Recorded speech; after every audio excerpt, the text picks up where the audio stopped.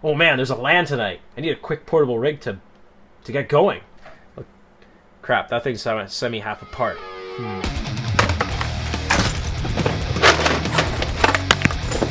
Alright, now I got all my stuff picked out. I got all my stuff. I need a case. I need a computer. Let's go to my stack of PCs. Which one do I want? Oh, the Vulcan. There we go. Most LAN-friendly case ever. Welcome to the TechSource.tv. If you liked our little chaos intro of me getting ready for a LAN using the Vulcan, Nzxt Vulcan case, it definitely is a great LAN case because of this awesome handle here, great size. So, but anyways, enough of me about talking about that. Let's actually go in depth about this case, see what makes it such a great LAN case.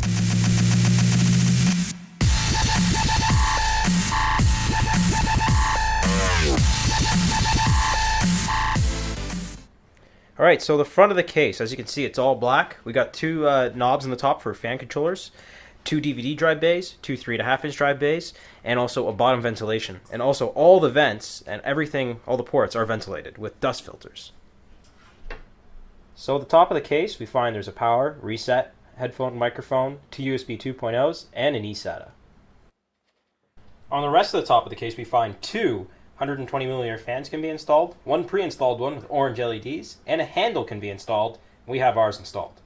So the side panels of this case, as you can see, they actually kind of pop out, and the left side panel actually has ventilation all the way throughout.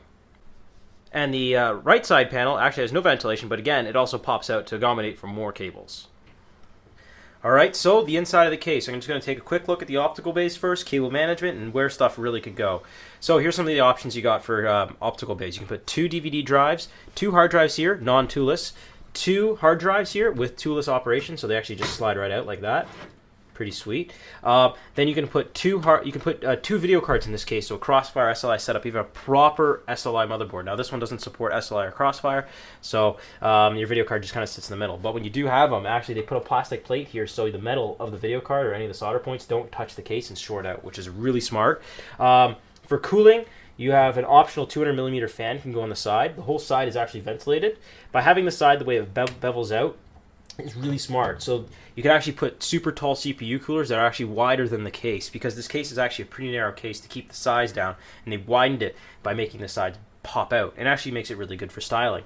Now you can put an optional 200mm fan from there. You can get that from Nzxt. For the top fans, as I already said, you can put two 120s. It comes with one 120 that has LEDs. You can put a 92mm in the back. It comes with a front 120.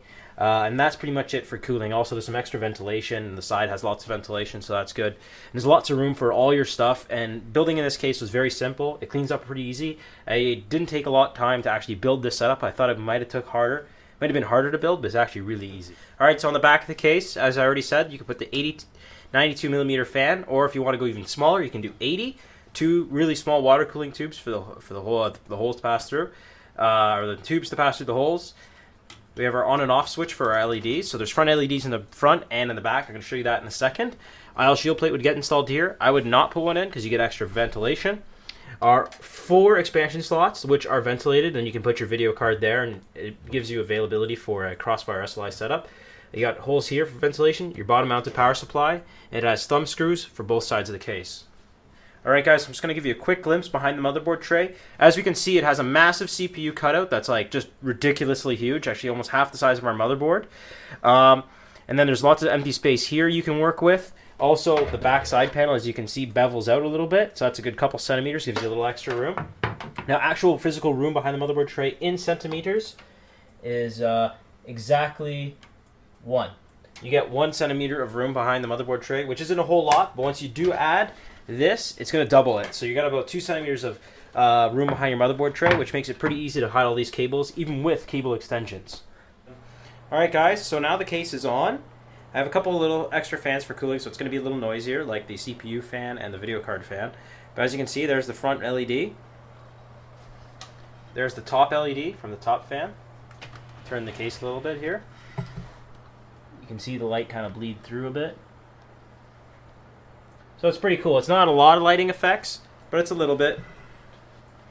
And it looks pretty cool. So I'd definitely add more orange LEDs to the case and definitely go on with the theme. And if you want, you could turn them off. Alright guys, so I showed you all the features of the Nzxt Vulcan. It's a pretty badass case for a LAN PC because it's got the massive handle that can actually hold the weight really well. Like, you can lift it no problem. I've actually, like, when I was testing it, I could shake the living hell out of it with all this hardware, and it just holds in really good. It's held with 4 screws, so that's good. Also, I just like the styling of it. It may not be for everyone. This is one of those cases that's love it or hate it. I really like it. I'm usually not a person for loud-looking cases, but this is just really cool-looking and industrial-looking, I would say. It's got the fan controllers. I would like to see USB 3.0 instead of a eSATA, but the case is getting a little older now, so I'll forgive it on that. And maybe if they made a little wire at 120mm fan instead of a 92 in the back, that's kind of... 92s are hard to come by and they're noisy, along with 80 mils. So, besides that, though, overall it's a great case. You can fit all your cables in the back for an MATX build, which isn't anything crazy. So you're only going to usually have one hard drive, one video card, a decent CPU, and a decent CPU cooler. So there's more than enough room for that.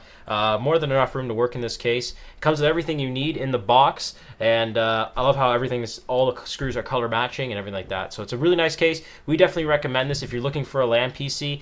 Now, from what I've seen around prices currently, I'm not going to say anything because they're always changing, but it's definitely in a very competitive market where you can get mid-towers and things like that, but this is more of a niche market case. It's definitely for someone who wants to build a LAN-specific PC, so it's definitely good for the size. So if you are looking for a LAN PC, definitely look at this one. This is definitely one you do not want to miss.